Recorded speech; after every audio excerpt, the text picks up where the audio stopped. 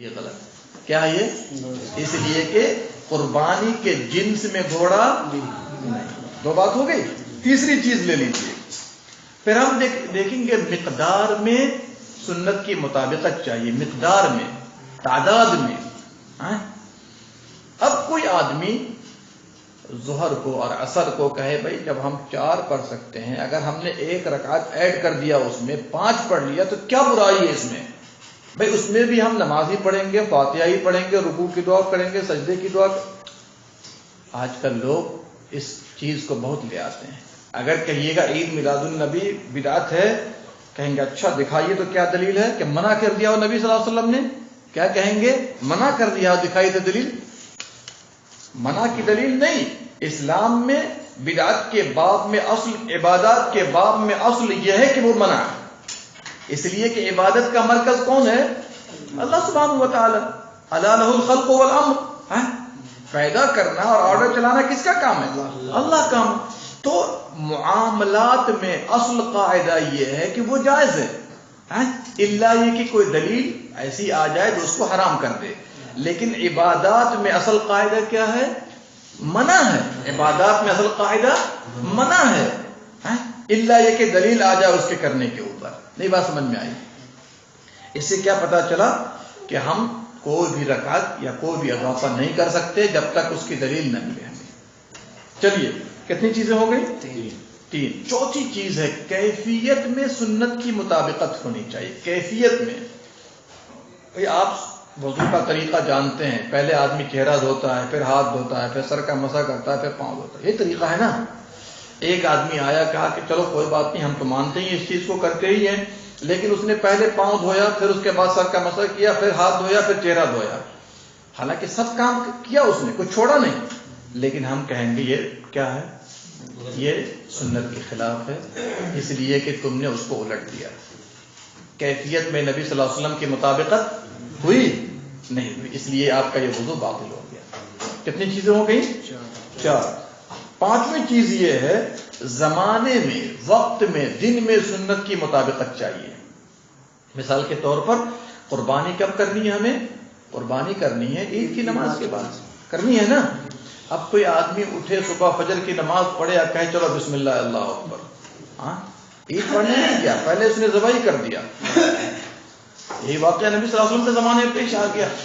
ابو بردہ بن نیار نے کیا کیا؟ فجر پڑھتے ہی بسم اللہ اللہ اکبر. جب عیدگاہ پہنچے تو نبی صلی اللہ علیہ وسلم نے فرما دیا جس نے بھی نماز سے پہلے قربانی کی اس کی قربانی نہیں ہوئی. اب یہ ہاتھ پکڑ کے بیٹھ گئے کہ یا اللہ ہم تو قربانی کر کے چلے آئے. لیکن پھر ہمت کر کے نبی صلی اللہ علیہ وسلم سے سوال کیا کہ چلیے قربانی تو نہیں ہوئی، گھر والوں کو آپ نے گوشت کھلا دیا، لیکن مجھے یہ بتائیے ایک بکری ہے جو دتی ہوئی نہیں ہے، تو کیا اس کی قربانی کر لیں؟ کہا چلو کر لو، یہ تمہارے لیے اسپیشل ہے. نہیں سمجھا؟ کیا پتا چلا کہ ہمیں وقت کے اندر قربانی کرنی ہے اور عبادات بجا لانا ہے، اور قربانی کے دن میں قربانی کرنی ہے، نہ پہلے نہ بعد. اب قربانی کے دن آپ جانتے ہیں 10، 11، 12 وغیرہ ہے کہ نہیں ہے. اب کوئی آدمی اگر 14 کو کرے قربانی ہوگی؟ نہیں ہوگی. کیوں؟ اس لیے کہ قربانی کے دن میں اس نے قربانی نہیں کی ہے. چلیے کتنی باتیں ہو گئی؟ 6ٹھی بات یہ ہے کہ جگہ میں سنت کی مطابقت ہو. جگہ میں، اب مثال کے طور پر اعتکاف کی جگہ ہمارے لیے بھی، یہاں تک کہ عورتوں کے لیے بھی مسجد ہے. عورتوں کے لیے بھی بعض لوگ عقلاً کہہ دیتے ہیں کہ عورت کے لیے گھر ٹھیک ہے. نہیں، اس لیے کہ قرآن میں وَأَنْتُمْ عَاكِفُونَ فِي الْمَسَاجِدِ، وَأَنْتُمْ عَاكِفُونَ فِي الْمَسَاجِدِ. اعتکاف کو خاص کیا گیا مسجدوں کے لیے، اور نبی صلی اللہ علیہ وسلم اور صحابہ کے دور سے جتنی بھی عورتوں نے اعتکاف کیا ہے سب نے مسجد میں کیا ہے. کوئی ایک دلیل نہیں ملتی ہے کہ کسی بھی خاتون نے اس زمانے میں، صحابہ کے زمانے میں، نبی صلی اللہ علیہ وسلم کی ازواج مطہرات میں سے کسی نے بھی گھر میں اعتکاف کیا ہو. اور عبادات میں کیا ہے؟ اصل منع ہے. کیا ہے؟ اصل منع ہے. تو جتنی دلیل ملے گی ہم اتنی ہی لے سکتے ہیں، اپنی طرف سے کچھ بھی نہیں لے سکتے. اسی لیے عورتیں بھی کریں گی تو مسجد میں، اگر با پردہ انتظام ہو تو. اور اگر نہیں ہے، ان کی نیت ہے، اللہ بغیر کی عطا کر دے گا. لیکن شریعت کی مخالفت کر کے ہم بغیر دلیل کے کہیں گے نہیں عورت گھر میں بیٹھ جاؤ، تو قیامت کے دن آپ سے مطالبہ کیا جائے گا آپ نے کس دلیل کی بنیاد پر ان کو فتویٰ دیا ہے؟ نہیں بات سمجھ میں آئی؟ چلیے، یہ 6 چیزوں میں سنت کی مطابقت ضروری ہے، تب جا کے اس کو سنت کہا جائے گا، نہیں تو بدعت کہا جائے گا۔ بات واضح ہو رہی ہے؟ چلیے، تو بدعت کی حقیقت یہ ہے کہ جو ہر وہ کام جس کی دلیل قرآن و سنت میں نہیں ہے اور لوگ ثواب سمجھ کے کرتے ہیں، اس کو کیا کہا جاتا ہے؟ دین کے نام پر کیا جا رہا ہو لیکن دلیل نہ ہو، اس کو کیا کہتے ہیں؟ بدعت کہتے ہیں۔ اب آئیے، جیسے کہ ہم نے بتا دیا کہ دنیا کی ایجادات میں اگر کوئی نئی چیز ہو اس کو بدعت کہیں گے؟ نہیں کہیں گے۔ دین کے نام پر ایجاد کردہ شے کو کیا کہتے ہیں؟ بدعت کہتے ہیں۔ اور یہ اتنی اہم چیز ہے کہ جس سے اسلام کا چہرہ بگڑ کر رہ جاتا ہے۔ اسلام کا چہرہ بگڑ کر رہ جاتا ہے۔ آپ جس چیز کو سنت کے نام پر کر رہے ہیں، ثواب کے نام پہ کر رہے ہیں، اللہ نے، اس کے رسول نے ہمیں نہیں دیا ہے، کس بنا پر کر رہے ہیں؟ کس بنیاد پر کر رہے ہیں آپ؟ اسلام کا چہرہ بگڑے گا کہ نہیں؟ اور اسلام کے چہرے کو بگاڑنے میں ایک چیز نے بڑا اہم رول ادا کیا ہے۔ کون سی چیز ہے وہ؟ بولیے، کون سی چیز ہے جس نے اسلام کو سب سے زیادہ نقصان پہنچایا ہے؟ جی، وہ یہ چیز ہے کہ لوگ ایجاد کر کے اسلام کے گردن میں باندھنا چاہتے ہیں، کیا کہہ کر؟ یہ بدعت حسنہ ہے۔ کیا کہتے ہیں؟ بدعت حسنہ ہے۔ ایجاد کر دیا، کہہ دیا جی بدعت حسنہ ہے۔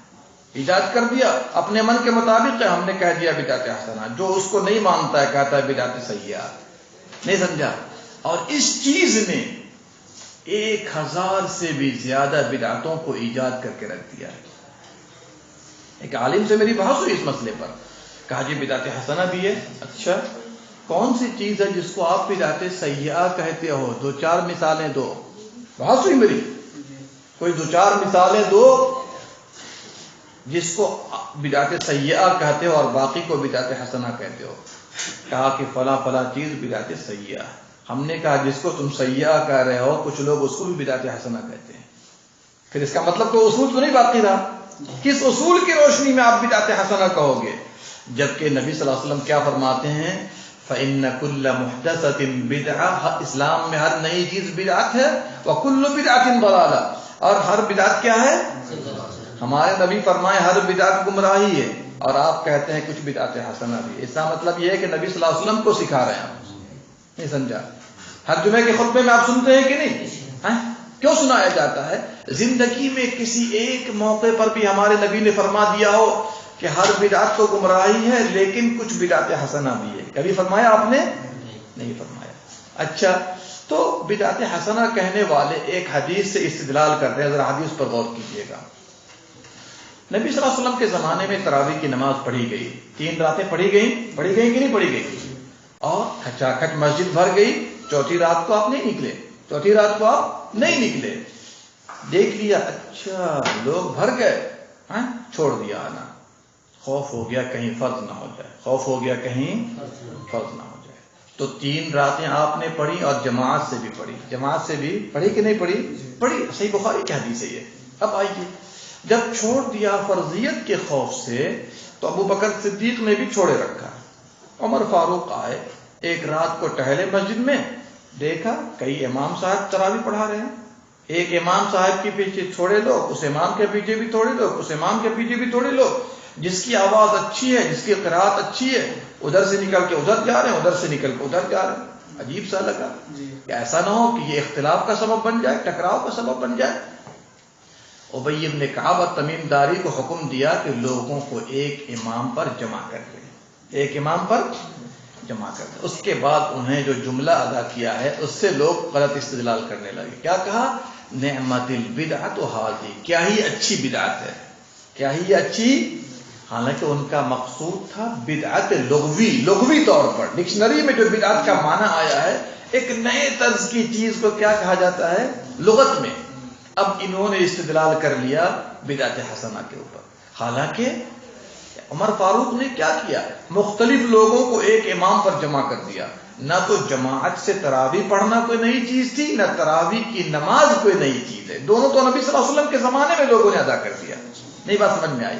لہذا استدلال باطل ہے۔ بعض لوگ آئے کہا نہیں شیخ اور بھی بدعتیں ہیں، کہا کیسے؟ کہا قرآن پر زبر زیر جو لگا ہوا یہ بھی تو بدعت ہے، نبی صلی اللہ علیہ وسلم کے زمانے میں کہاں زبر زیر لگا ہوا تھا قرآن پر؟ میں نے کہا بڑے عقل مند نکلے آپ، بڑے عقل مند نکلے آپ، اعوذ باللہ اور بسم اللہ بغیر زبر زیر کے پڑھ سکتے ہیں؟ نبی صلی اللہ علیہ وسلم، صحابہ، تابعین وغیرہ نے جو پڑھا ہے کیا بغیر زبر زیر کے پڑھا ہے؟ آپ قسم اللہ کی میں کہتا ہوں کوئی بھی آدمی دنیا کا پیدا ہو جو بغیر زبر زیر کے بسم اللہ پڑھ کے دکھاتے ہیں، پڑھ سکتے ہیں؟ آپ کو لازمی طور پر کیسے پڑھنا ہوگا؟ با سین میم الف لام لام ہا، بسم اللہ پڑھ ہی نہیں سکتے۔ اس کا مطلب یہ ہے کہ زبر زیر تھے، لوگ اسی سے پڑھتے تھے، لیکن ظاہر کرنے کی ضرورت نہیں پیش آئی۔ لیکن ہم چونکہ عجمی لوگ ہیں، اگر نہ زبر زیر لگے تو بسم اللہ ہی میں 10 غلطی کر جائیں گے۔ یہ تو اتنا عام ہو گیا تو بسم اللہ پڑھ لیتے ہیں آپ، اگر عام نہ ہوتا، اگر آپ سے کہا جاتا 3-4 غلطی اس میں بھی ہو جاتی۔ اس لیے ہم جیسے لوگوں کے لیے اس کی ضرورت پڑ گئی، اسی لیے بدعت نہیں بات سمجھ میں آئی۔ پھر کہتے ہیں جی قرآن کو جمع کر دیا گیا اس طرح جیسے آپ دیکھ رہی، یہ بھی تو بدعت ہے۔ میں کہا یہ بدعت نہیں ہے بلکہ یہ تو قرآن کے مطابق ہے۔ اللہ نے سورۃ القیامہ میں کیا فرمایا؟ ان علینا جمعہ و قرآن، اللہ فرماتا ہے ہمارے ذمے قرآن کو جمع کرنا ہے، اس کو پڑھانا بھی ہے۔ تو جمع جو کیا صحابہ نے وہ قرآن کے منشے کے مطابق کیا، نہ کہ منشے کے خلاف کیا۔ نہیں بات سمجھ میں آ رہی ہے؟ لہذا ان احادیث سے، ان آیات سے دلیل پکڑنا بدعت حسنہ پر یہ باطل ہے۔ اگر اس دروازے کو بند کر دیا جائے ساری بدعتیں اپنے اپنے بل میں داخل ہو جائیں گی۔ لیکن اللہ ہدایت دے ان علماء کو جو کہ اپنی بات کو منوانے کے لیے ایسی چیزوں کا سہارا لیتے ہیں۔ نہیں بات سمجھ میں آئی؟ اس بنا پر جو پایا ایجاد کر دیا، کہا دیا بدعت حسنہ ہے۔ نہیں بات سمجھ میں آئی؟ چلیے، اور یہاں پر تو ہم نے آپ کو یہ بات بتلا دی کہ اسلام میں بدعت حسنہ نہیں ہے۔ آئیے چونکہ وقت کی نزاکت کو دیکھتے ہوئے بھی بدعت کو ہم کتنی قسموں میں تقسیم کر سکتے ہیں؟ تو مجموعی طور پر 3 قسموں میں تقسیم کر سکتے ہیں۔ حالانکہ علماء کی الگ الگ تقسیمات بھی ہیں، لیکن میں 3 قسموں میں تقسیم کر سکتا ہوں۔ ایک تو عقائد کے باب میں بدعت، دوسرے عبادات کے باب میں بدعت، اور تیسرے معاملات کے باب میں بدعت۔ نہیں بات سمجھ میں آئی؟ چلیے، عقائد کے باب میں بدعات کی بھی 2 قسمیں ہیں۔ ایک تو ہے قولی اعتقادی بدعت، قولی اعتقادی بدعت، جیسے جہمیہ، مرجئہ، خوارج، معتزلہ، ان سبوں کی بدعت۔ اب جس جہمیہ نے کہا اللہ کے نام و صفات نہیں ہے، کیا کہہ دیا؟ اللہ کے نام و صفات بدعت ہے، اس سے پہلے کسی نے نہیں کہا تھا۔ معتزلہ نے کیا کہا؟ اللہ کے نام ہے لیکن صفات نہیں، یہ بھی بدعت ہے۔ اشاعرہ نے کہا کہ اللہ کے نام بھی ہیں اور 7 صفتیں بھی ہیں، باقی صفت نہیں ہے، یہ بھی بدعت ہے۔ اس طرح سے قولی اعتقادی بدعت ہے۔ یہ سب بات سمجھ میں آ رہی ہے؟ چلیے، دوسری قسم بدعت میں بدعت فعلی ہے۔ بدعت فعلی ہے یعنی ہے تو فعل لیکن تعلق ہے کس کے ساتھ؟ عقیدے کے ساتھ۔ جیسے غیر اللہ کے لیے طواف کرنا، توجہ کیجئے، نظر و نیاز کس کے لیے؟ غیر اللہ کے لیے کرنا، کسی قبر کے لیے، کسی مزار کے لیے، کسی جن کے لیے، غیر اللہ کو پکارنا، دعا کرنا، غیر اللہ سے مدد طلب کرنا، ان سے پناہ طلب کرنا، ان کے لیے ذبح کرنا، یہ سب کیا ہے؟ بولیے بدعت ہے، لیکن فعلی اعتقادی بدعت ہے۔ اس لیے کہ اگر آپ ان عبادات کو اللہ کے علاوہ کے لیے پیش کریں گے تو کیا ہو جائے گا؟ شرک ہو جائے گا۔ کیا ہو جائے گا؟ شرک ہو جائے گا۔ اب آئیے عبادات کے باب میں بدعت، اس کو ہم 4 سے 5 6 قسموں میں تقسیم کر سکتے ہیں، صرف میں اشارہ کروں گا۔ پہلی قسم کیا ہے؟ ہر وہ عبادت جس کی شریعت میں اصل نہ ہو وہ بدعت ہے۔ ہر وہ عبادت جس کی شریعت میں اصل نہ ہو کیا ہے؟ بدعت ہے۔ اب جیسے کچھ لوگ پڑھتے ہیں صلاۃ غوثیہ، کیا پڑھتے ہیں؟ یہ بدعت ہے۔ غوث پاک کے لیے نماز پڑھی جا رہی ہے، کس کے لیے؟ کچھ لوگ 2 رکعت نماز پڑھتے ہیں امام ابو حنیفہ رحمۃ اللہ علیہ کے لیے، نہیں سمجھا؟ چلیے، کچھ لوگ مغرب کے بعد، حیرت ہوگی آپ کو، اوابین کی نماز 6 رکعت پڑھتے ہیں۔ کتنی رکعتیں؟ یہ بھی سنت ثابت نہیں ہے۔ در حقیقت اوابین کی نماز کہا گیا ہے کس نماز کو؟ چاشت کی نماز کو۔ نبی صلی اللہ علیہ وسلم نے کیا فرمایا؟ صلاۃ الاوابین حین ترمض الفصال، اوابین کی نماز اس وقت ہے جبکہ اونٹ کے بچوں کے تلوے گرمی سے دھوپ سے جلنے لگے، اور اس وقت میں کون سی نماز ادا کی جاتی ہے؟ چاشت کی نماز۔ اور مغرب کے بعد جو 6 رکعت لوگ پڑھتے ہیں، صحیح حدیث میں یہ ثابت نہیں۔ میں نے ان حدیث کی تحقیق اپنی نماز کی کتاب میں پیش کی ہے، اٹھا کر دیکھ لیجیے گا۔ اسی لیے اوابین چاشت ہے، نہ کہ اوابین جو مغرب بعد لوگ پڑھتے ہیں، جو کسی حدیث سے صحیح سے ثابت نہیں ہے۔ اسی طریقے سے اگر آپ اگزامپل لینا چاہیں، رغائب کی نماز، رجب کے مہینے میں ایک نماز ادا کی جاتی ہے، نماز رغائب، یہ بھی بدعت ہے۔ اسی طریقے سے شعبان کی 15ویں رات کو لوگ 1000 رکعت نماز پڑھتے ہیں، یہ بھی بدعت ہے۔ شعبان کی 15ویں رات کو دیکھیے گا قبرستان سے واپس آ کر کیا کرتے ہیں؟ ہاں، یہی نماز ادا کرتے ہیں رات بھر، چائے کا دودھ کا انتظام ہوتا ہے، تھوڑی سی بھی آنکھ جھپکی، لاؤ جی چائے لاؤ، نہیں بات سمجھ میں آئی؟ یہ بھی کیا ہے؟ اور بعض لوگ 12 رکعتیں ادا کرتے ہیں اس رات کو اسپیشل۔ بھائی تہجد تو ہر رات کو ہے، اسپیشل کوئی نماز ثابت نہیں۔ چلیے، اسی طریقے سے 15ویں شعبان کو اسپیشل روزہ رکھنا، اس کی بھی کوئی دلیل نہیں۔ تو کیا پتا چلا؟ جس کی اصل میں کوئی شریعت میں کوئی اصل نہیں ملتی ہے، وہ کیا ہے؟ بدعت ہے۔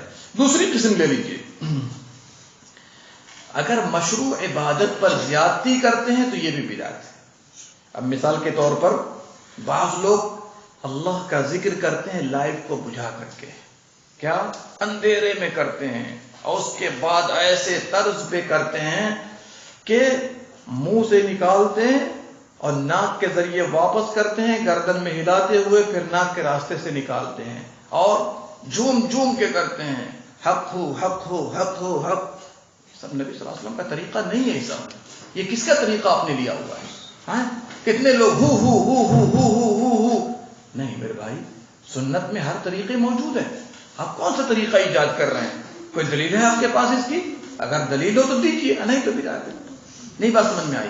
چلیے، تیسری چیز، ایک تو ہم نے بتایا کہ عبادت کا طریقہ الگ ہے، یہ بھی بدعت ہے، اور ایک ہے کہ زیادتی کر دیا۔ اب کوئی آئے مغرب کی نماز کو 4 رکعت پڑھ دے، سنت ہے یہ؟ بدعت ہے۔ اسی طریقے سے چوتھی چیز لے لیجئے، عبادت کا کوئی خاص وقت آدمی لے لے، عبادت کا کوئی خاص وقت آدمی لے لے۔ اب مثال کے طور پر 12 ربیع الاول کو بعض لوگ کچھ نمازیں پڑھتے ہیں اور بعض لوگ جشن و جلوس نکالتے ہیں، کہتے ہیں کہ ہم محبت میں کر رہے ہیں۔ کیا کہتے ہیں؟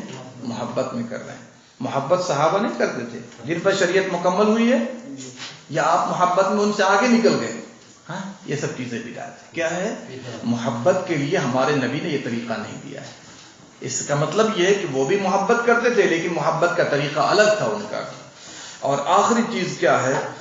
5ویں چیز، کہ کوئی بھی عبادت کسی خاص وقت کے لیے ہے تو عام وقتوں میں وہ عبادت نہیں کر سکتے۔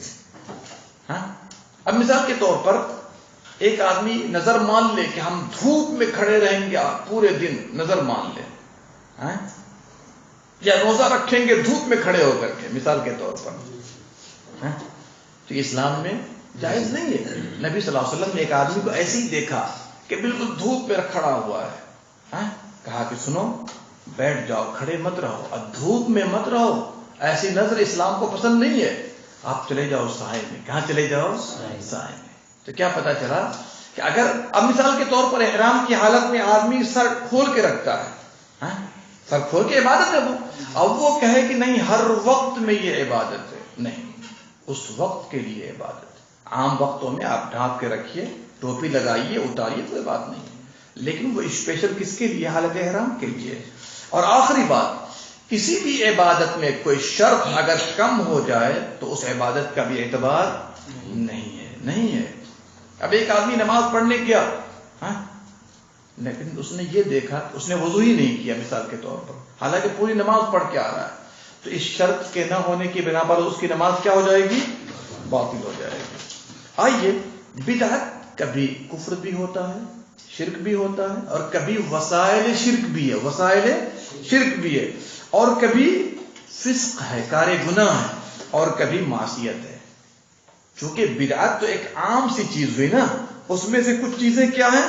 جیسے کفر صریح ہے، جیسے غیر اللہ سے مانگنا، قبروں کا طواف کرنا.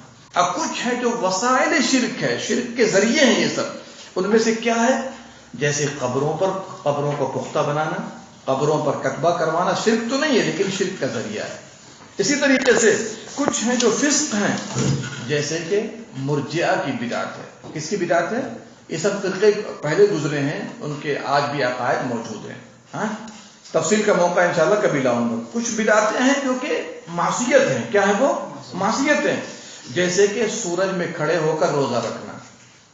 سورج میں کھڑے ہو کر روزہ رکھنا یہ معصیت ہے. آئیے، اب تک ہم لوگ پڑھ رہے تھے عبادات میں بدعت اور بولیے عقائد میں بدعت. ٹھیک ہے نا؟ آخری پوائنٹ ہمارا یہ ہے معاملات میں بدعت. کیا؟ معاملات میں بدعت. معاملات میں بدعت کی کئی شکلیں ہیں. آئیے صرف آپ ٹو دی پوائنٹ نوٹ کر لیجئے.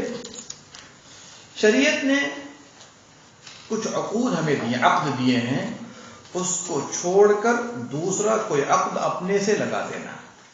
دوسرا کوئی عقد اپنے سے لگا دینا. ایک حدیث سنا دیتا ہوں، ذرا توجہ کے ساتھ سنیے گا. ابو ہریرہ اور زید بن خالد رضی اللہ عنہما کی روایت ہے. ایک دیہاتی آدمی نبی صلی اللہ علیہ وسلم کے پاس آئے اور کہا، اللہ کے نبی صلی اللہ علیہ وسلم، میں آپ کو اللہ کا حوالہ دیتا ہوں، قسم دیتا ہوں کہ آپ کتاب اللہ کے ذریعے فیصلہ کریں گے. اور دوسرا آدمی جو اس کے مخالف تھا وہ ان سے زیادہ سمجھدار تھا. کہا کہ ہاں، آپ ہمارے درمیان کتاب اللہ سے فیصلہ کر دیجئے. نبی صلی اللہ علیہ وسلم نے فرمایا، معاملہ کیا؟ ذرا معاملہ بتاؤ. کہا، میرا بیٹا ایک آدمی کے پاس کام کرتا تھا اور اس کی بیوی کے ساتھ اس نے زنا کر لیا. اس کی بیوی کے ساتھ اس نے زنا کر لیا اور مجھے خبر دی گئی کہ میرے بیٹے پر رجم ہے. میرے بیٹے پر رجم ہے، سنسار کرنا ہے. لیکن میں نے اس کے بدلے میں دے دیا ایک بکری اور ایک خادمہ یا بچی. ہاں، پھر میں نے اہل علم سے پوچھا کہ اس کا علاج کیا ہے، صحیح حل کیا ہے. ان لوگوں نے خبر دی کہ تمہارے بیٹے پر 100 ڈنڈا بھی ہے اور 1 سال کی جلا وطنی ہے اور اس عورت پر سنگسار ہے. اس عورت کو سنگسار کر دینا ہے. نبی صلی اللہ علیہ وسلم نے فرمایا، قسم ہے اللہ کی جس کے ہاتھ میں میری جان ہے، میں تم دونوں کے درمیان کتاب اللہ سے فیصلہ کروں گا. اس بکری کو واپس لے لو.